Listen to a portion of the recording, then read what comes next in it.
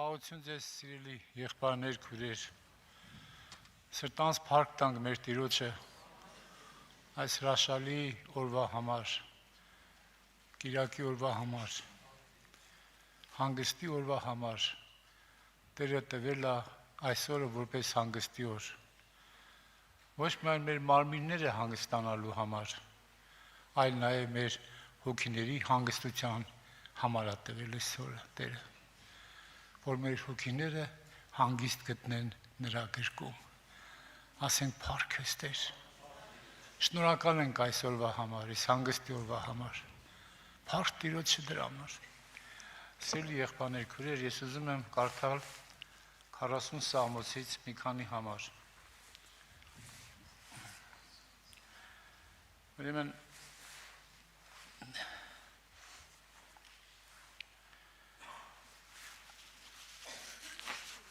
5-րդ համարից եմ կարդում։ Շատ են սքանչելիքները, որոնք դու ներել ես,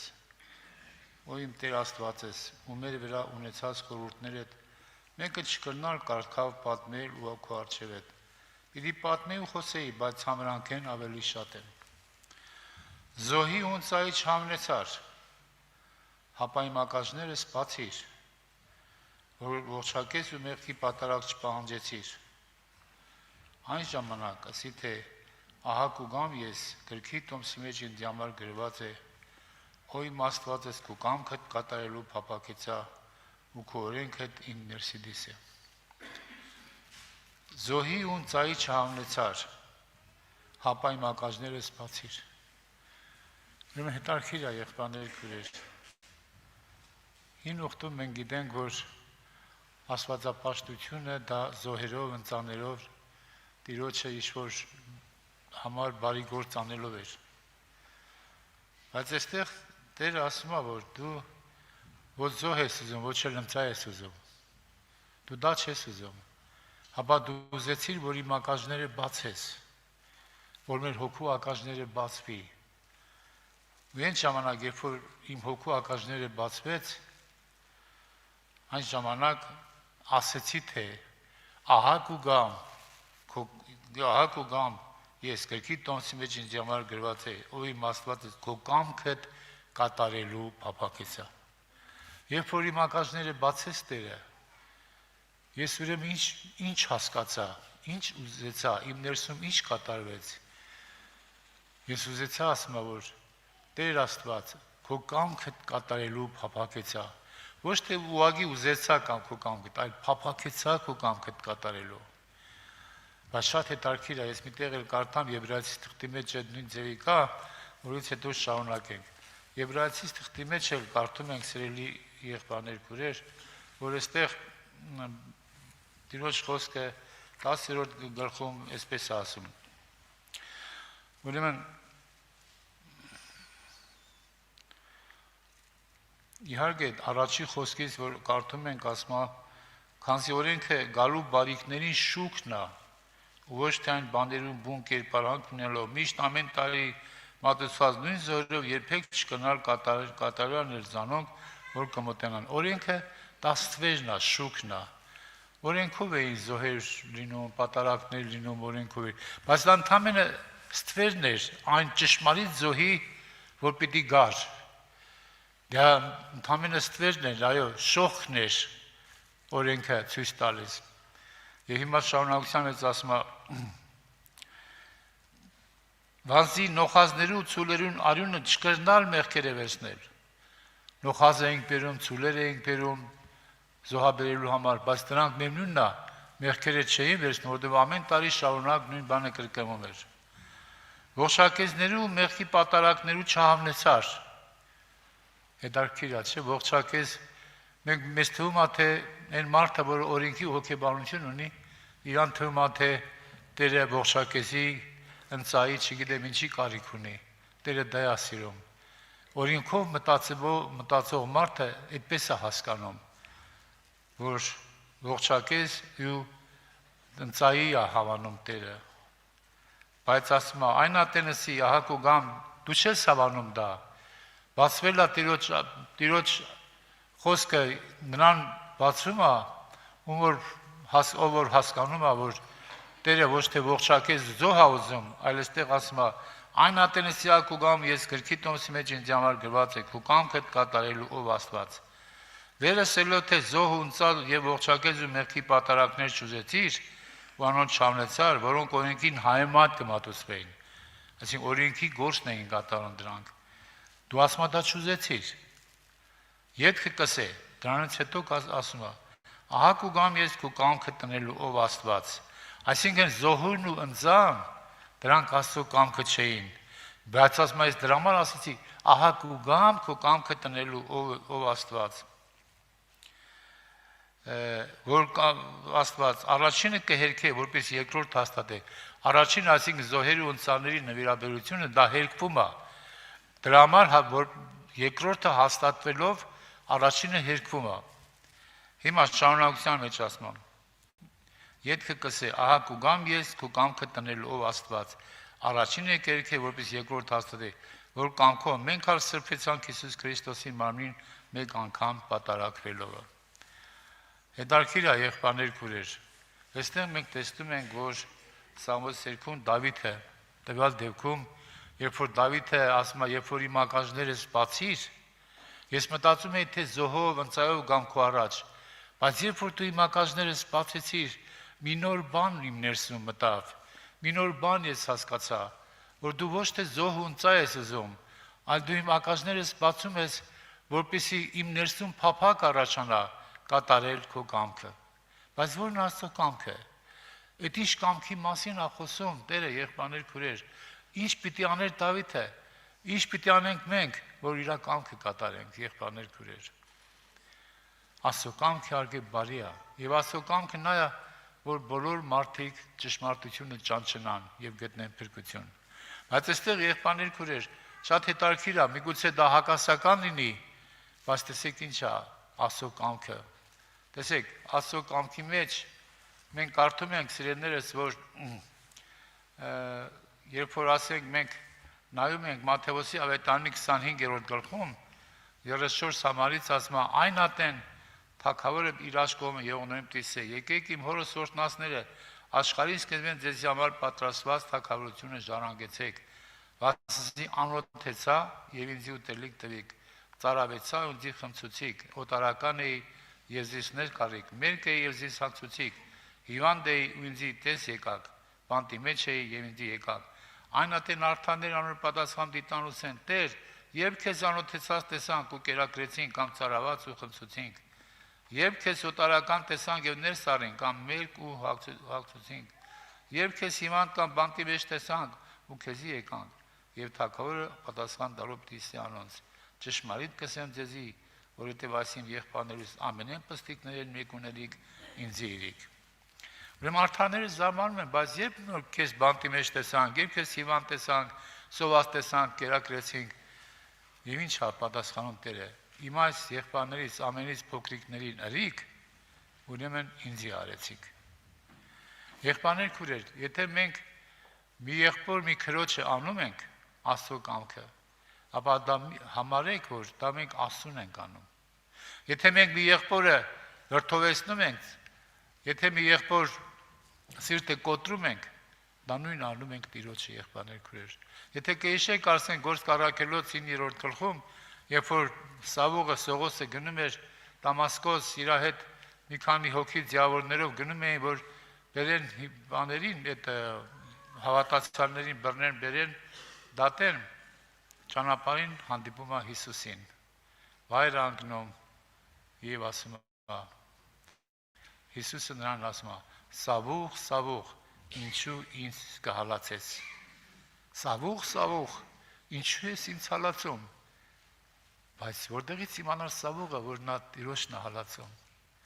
Եվ ասում է. «Տեր, ինչ ես ուզում որ անեմ»։ Այսինքն, եթե դու մեկին հալածում ես, եթե քո եղբորը հալածում ես, եթե քո քրոջը հալածում ես, նրա նկատմամբ չար գեշ խոսքեր ես ասում, հաստատ իմացիր, դու Հիսուսին ես անում։ Վտանգավոր է, չէ՞, եղբայրներ քուրեր, երբ որ մենք Հիսուսին այդպես անենք։ Կասենք մենք ինչ ենք արել Տիրոջը, Տեր մենք քեզ ինչ ենք արել, բայց Տերը կասի, այսինչ քուրիկին դու հալածում էիր, ուրեմն ինձ էիր հալածում տա։ Այսինչ եղբորը հալածում էր, ուրեմն ինձ էր հալածում։ Ուրեմն հիմա ո՞րն է Տիրոջ կամքը, եղբայրներ քուրեր, որ Դավիթը փափակեց Տիրոջ կամքը կատարել։ Տիրոջ կամքը ուրեմն սովածին հաստանն է։ Տիրոջ կամքը ծարավին ջուր տալն է, մերկին հագցնելն է։ Տիրոջ կամքը, այո, դա Տիրոջ կամքը դա նայա որ ամենից պստիկներից որ ասում արեցիք, ուրեմն ինձի արեցիք։ Դրա համար Տիրոջ կամքն է նաև քեզ հալածողի համար աղոտ կանելը։ Տիրոջ կամքն է նաև քո թշնամուն սիրելը։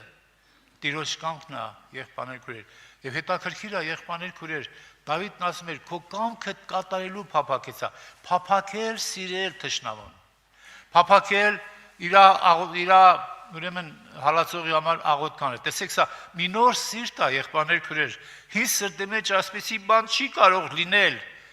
Սա նոր սիրտ է, դրա համար Տեր ասում է, վերջին ժամանակները նորուղ պիտի անեմ իմ ժողովրդի հետ, նրանց նոր սիրտ եւ նոր հոգի պիտի տամ։ Փառք Տիրոջի, եղբայրներ քուրեր, ունենք մենք այսպեսի սիրտ, որ փափակի իր թշնամու համար, իր թշնամուն սիրելու, որ փափակի իրան հալածողին համար աղոտ կանելու, որ փափակի սովածին հաստալու, որ փափակի ծարավին ջուր տալու, ունենք մենք այսպեսի սիրտ։ Եղբայրները լավ օրինակներ բերեցին, եղբայրներ քուրեր, այո, բարին հաղթում է միշտ, սիրելի եղբայրներ քուրեր։ Մենք կարդում ենք նաև ուրեմն Հովանու ավետարանի 4-րդ գլխի մեջ, 4-րդ գլխի, երբ որ Հիսուսը, ասենք, սամարացի կնոջ հետ խոսում էր, եւ աշակերտները գնացել էին գյուղերը, որ հաց բերեն, իրանք հաց չէին կերել։ Երբ որ հաց հարան ասեցին ռաբի հաց կեր, այդ ժամանակ կարդում ենք, ուրեմն եւ այս միջոցին աշակերտներ են աղաչեն 31 խոսքի 4-րդ գլուխ 31 խոսք Հովանու ավետարան։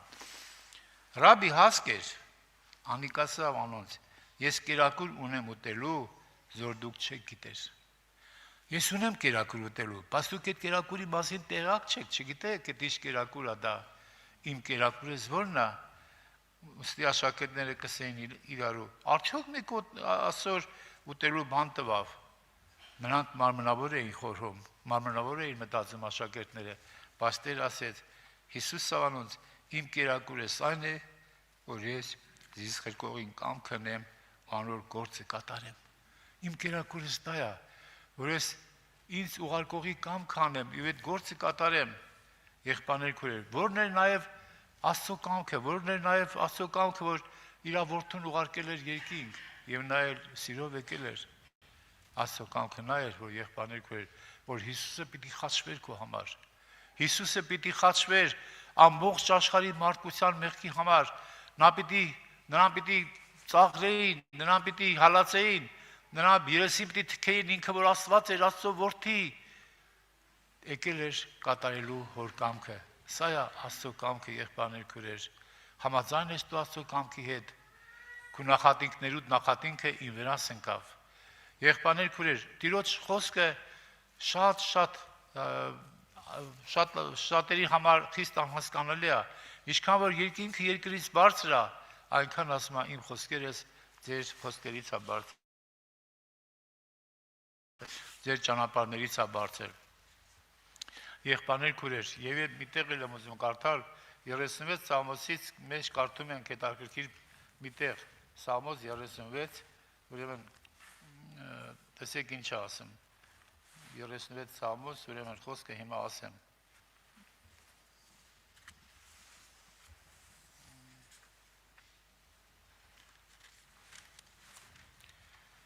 Ուրեմն 5-րդ եւ 6-րդ խոսքերը։ Ով Տեր, քո ողորմությունդ մինչև երկինքը կհասնի, ու քո ճշմարտությունդ մինչև ամպերը։ Քո արդարությունը թզոր լեռներու պես է, քո իրավունքդ մեծ անդունդն է, մարդիկ ու անասունները դուն կապրեսնես ո Տեր։ Քո արդարությունը թզոր լեռներու պես է, քո իրավունքդ մեծ անդունդն է։ Ինչ է նշանակում քո իրավունքը մեծ անդունդն է։ Ռուսերենում ասում է «Պրավդա», այսինքն ճշմարտությունը քո մեծ անդունդը։ Ինչպես մեծ անդունդը շատ խոր անդունդը չի երևում, եղբայրներ քուրեր, այնպես էլ եղբայրներ քույրեր, Տիրոջ իրավունքը, Տիրոջ ճշմարտությունը անհատակ խորն է, անհասկանալի խորն է, անդունդի նման խորն է, որ երբեք դրա հատակը չես կարող տեսնել։ Այդքան խոր է Տիրոջ ճշմարտությունը եւ երկնքից ու երկրից բարձր է, եղբայրներ քույրեր։ Երբ որ ասում է Տիրոջ ողորմությունը միջև երկինքը հասնի ու քո ճշմարտությունը միջև ամպերը, սա չի նշանակում, որ ամպերը ավելի բարձր է, քան թե երկինքը ավելի բարձր է, քան թե ամպերը, բայց սա չի նշանակում, որ Տիրոջ ողորմությունը Տիրոջ ճշմարտությունից ավելի բարձր է։ Սա ինչ է նշանակում։ Տիրոջ թե արդարությունը, թե Տիրոջ սերը, բոլոր Տիրոջ ամեն բաները հավասարապես նույնն են, եղբայրներ քույրեր։ Տիրոջ ողորմությունը ավելի վեր է, քան Տիրոջ արդարությունը, դա նշանակում է, որ եղբայրներ քույրեր, Տիրոջ ողորմությունը երևում է այն ժամանակ, երբ որ Տիրոջ արդարությունն է կատարվում։ Երբ որ Տիրոջ արդարությունը կատարվում է, այս ժամանակ գալիս է ողորմության հերթը։ Երբ որ խաչի վրայի ավազակը ընդունեց իր մեղքը, ասա որ մենք այս բոլորի համար արժանի ենք պատժվելու, բայց այս մարդը ինչ արել։ Երբ որ նա ընդունեց իր մեղքը, եղբայրներ քույրեր, եւ ասեց, երբ որ կգաս ինձ քո թակավորությունը ինձ ելհիշիր, ճշմարտությունը ընդունեց այդ խաչի վրա ավազակը, որից հետո եկավ ողորմությունը եւ Տեր ասեց, այսօր դու ինձ հետ դրախտում կլինես։ Փառք Տիրոջը, եղբայրներ քույրեր։ Այո, եղբայրներ քույրեր, ողորմությունը եւ ճշմարտությունը միասին են։ Եղբայրներ քույրեր, ոմանք կարծում են, օրինակ ես մի հատ հարց տամ։ Ինչու՞ որ Հիսուսը եկավ աշխարհ եւ խաչվեց աշխարհի մարդկանց համար։ Ինչը ստիպեց Հիսուսին, որ Հիսուսը գա եւ խաչվի ամբողջ մարդկության մեղքի համար։ Ինչ ստիպեց իրան։ Ինչպես սերը։ Այո, դե ժողովուրդը այս կարծիքին է, որ միայն սերը, բայց չի, այդպես չի։ Ոչ միայն սերը, եղբայրներ, այլ Աստծո արդարությունը ստիպեց։ Առաջ պետք է արդարությունը կատարվի, եղբայրներ քույրեր։ Ինչն է, որն է Աստծո արդարությունը։ Ասում եմ, քո արդարությունը հզոր լեռների պես է։ Հզոր լեռների պես է քո արդարությունը։ Այսինքն որն է այդ արդարությունը, որ մեղքը պիտի պատժվեր։ Եվ ամբողջ աշխարհի մեղքը Աստված դրեց իր որդու վրա։ Որդին պատժվեց, որդին խաչվեց, կատարվեց Աստծո արդարությունը, եւ սա պահանջն էր, խաչի պահանջներից մեկը, որ արդարությունը կատարվի, եւ երկրորդը սերն էր պահանջը։ Ուրեմն եւ թե սեր եւ արդարությունը իրար համբուրում են, եղբայրներ քույրեր։ Մենք Սամոսների մեջ 84 Սամոսի մեջ կարդում ենք այդ մասին, որ սերն ու արդարությունը իրար համբուրում են։ Այս կարդամ այդ տեղը,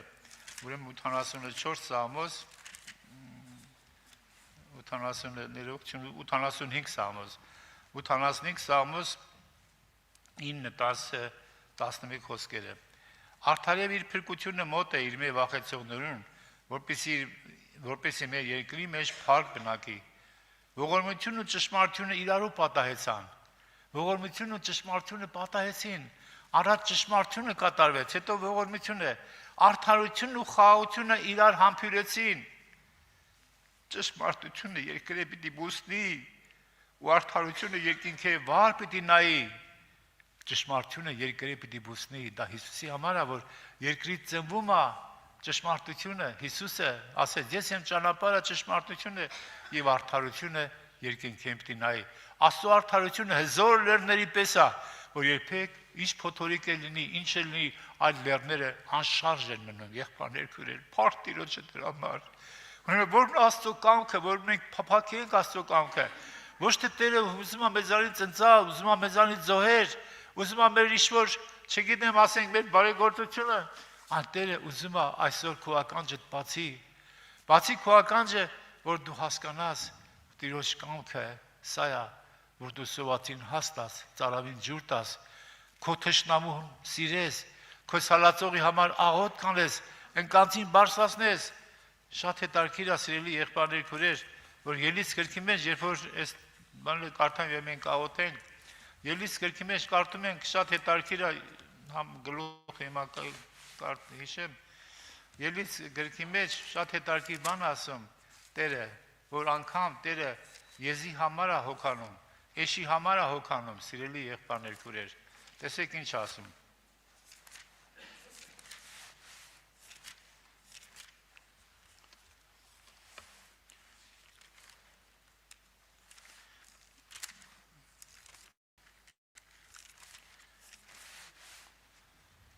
Ելից